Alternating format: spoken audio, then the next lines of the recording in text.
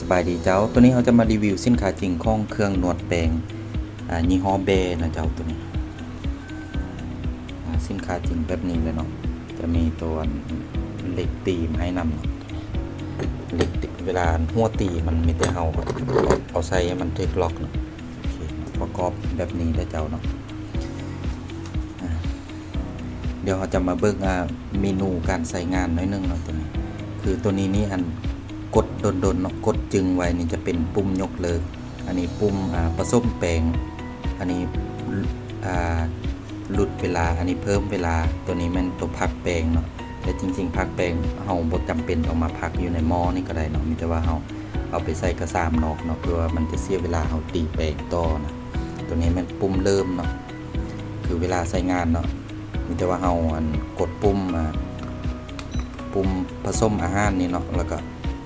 เราจะเพิ่มเวลาลบเวลาก็ตามนี้เลยเนาะอยากเพิ่มอยากลดเวลาถ้าว่าใดแล้วเนาะก็มีแต่ว่ากดเริ่มนี่เนาะโอเคเนาะแบบนี้ใช้งาน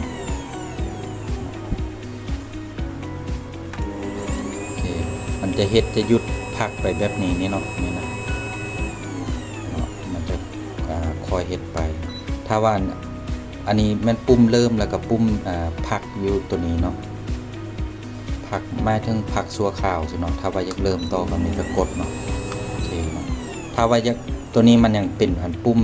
ผสมอาหารเนาะยังมีเวลาอยู่ถ้าว่าเขาอยากยกเลิกเลยก็มีแต่กดปุ่มนี้เนาะกดค้างไว้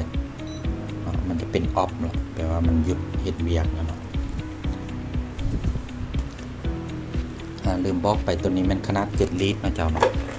มีฝ้ามาให้นำด้วยเจ้าเนาะเวลาใช้งานมีแต่เบิ้งเนาะเพราะมันมีล็อกด้วยเจ้าตัวนี้เนาะเราต้องอัดให้มันเข้าล็อกเนาะแต่ตัวนี้นี่เราพอดออกได้เนาะเวลาที่เราเอาแปรงเอาไข่แมงใส่นี่เนาะเวลาที่เราตีไปนะ